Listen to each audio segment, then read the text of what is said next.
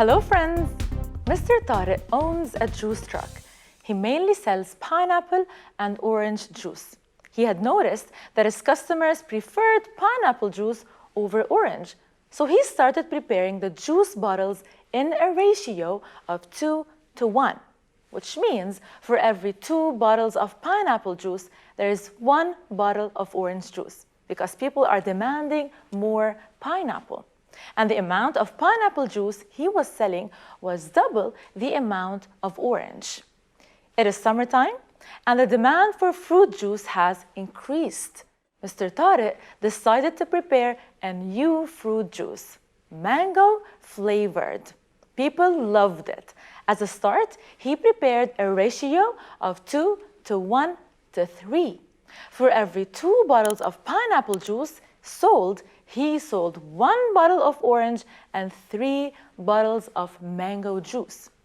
According to this ratio, if he sells 20 pineapple juice bottles, how many mango juice bottles would be sold? Think about it, and if you've guessed the answer, share it with me in the comment section of this video. In this episode, we'll explore ratios.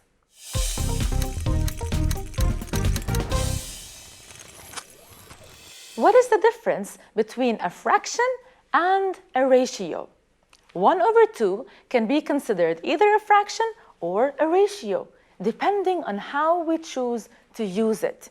If you aren't too hungry, you might want to split a burger in half with a friend. A fraction is 1 number. The 1 and the 2 refer to the same item, the burger. However, we don't treat a ratio as 1 number, but as 2 different numbers, because we use them to refer to 2 different things. 2 friends are going on a picnic. They buy only 1 burger to split up. The ratio of burgers to people is 1:2. 1 burger per 2 people. While a fraction shows parts of the same item, a ratio shows a relationship or comparison between 2 different items. So, if they were 4 people splitting up 2 burgers, the ratio would be 2:4. 2 burgers per 4 people. You use ratios all the time. You're holding a movie night at your place. What is the ratio of orange juice to apple juice? Count them. There are 5 orange juice cartons and 7 apple juice cartons. So the ratio of orange to apple is 5:7. We can write it in 2 different ways. You helped your dad make the pizza dough. You need flour, water, oil, and yeast, and your pizza dough will be ready to be baked. The ratio of flour to water is 2:1, meaning for every 2 cups of flour, you will need 1 cup of water. You and your dad decide to make 3 batches of pizza dough. You'll be using 6 cups of flour. How many cups of water would that be? It's a ratio of 2:1. So you will need water half as much as flour. You must add 3 cups of water for the 6 cups of flour. This TV has a ratio of 93:52. The width is 93 centimeters and the height is 52 centimeters. A group of elementary students has 54 boys and 46 girls. What is the ratio of boys to all children? The ratio is made up of 2 numbers. The first one in this case is the number of boys, which is 54. And the second number is the total number of children. What's the sum? Add 54 plus 46. The answer is 100. The ratio of boys to all children is 54:100. The ratio of girls to all children is 46:100. Let's say there are 100 oak trees and 200 cedar trees in the nature reserve in Shuf area, and 500 oak trees and 1,000 cedar trees in the nature reserve in the Cedars of God in Psharri? Is the ratio of oak trees to cedar trees in both places equal? In Shuf, the ratio of oak trees to cedar trees is 100 to 200, while in cedars it's 500 to 1,000. Well, ratios can also be treated like fractions. Aren't these two fractions equal?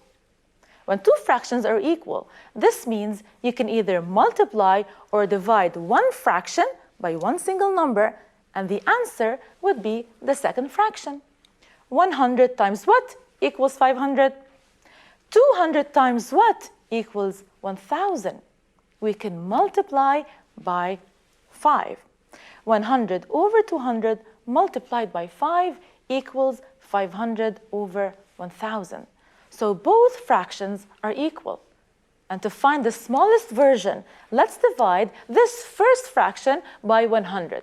100 divided by 100 is 1, and 200 divided by 100 is 2, 1 over 2. The ratio of oak trees to cedar trees is 1 to 2.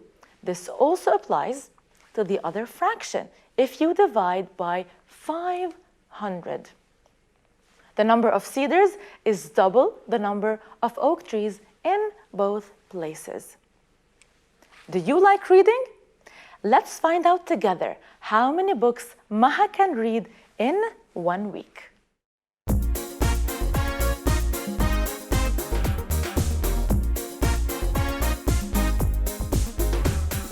Maha is a bookworm. Reading is her favorite. She reads all genres. Maha is a bookworm. Reading is her favorite. She reads all genres. She reads huge chapter books. Her ratio of books to days is 1 to 7. 1 book every 7 days. How many days would it take her to read 12 books? How many days would it take her to read 12 books? Maha is a bookworm. She loves reading novels. Her ratio of books to days is 1 to 7. 1 book to 7 days. This means it takes her 7 days to read a book. If that's so, how many days would it take her to read 12 books? So she reads 1 book the first 7 days, another book the second 7 days, a third book the next week, and so on until you have a group of 12 groups of 7 days, which means 12 weeks. How many days would that be? 12 weeks multiplied by 7 days equals to 84. We can also think of it as finding an equal fraction. In this case, we are multiplying by 12. 1 times 12 equals 12, and 7 times 12 is 84. Let's go back to the question I asked you at the beginning.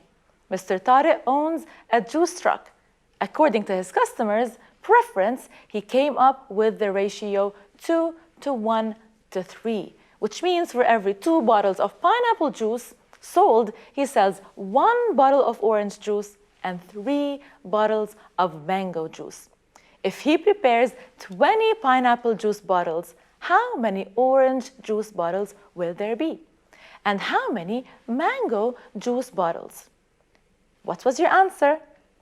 The pineapple bottles are double the orange, so there would be 10 orange juice bottles. The mango bottles are triple, 3 times the orange bottles, 1 to 3. So there would be 30 mango bottles. All we did was multiply the ratio by 10. 2 times 10, 20. 1 times 10, 10. 3 times 10, 30. This is it, my friends. We've learned about ratios. See you next time. Goodbye.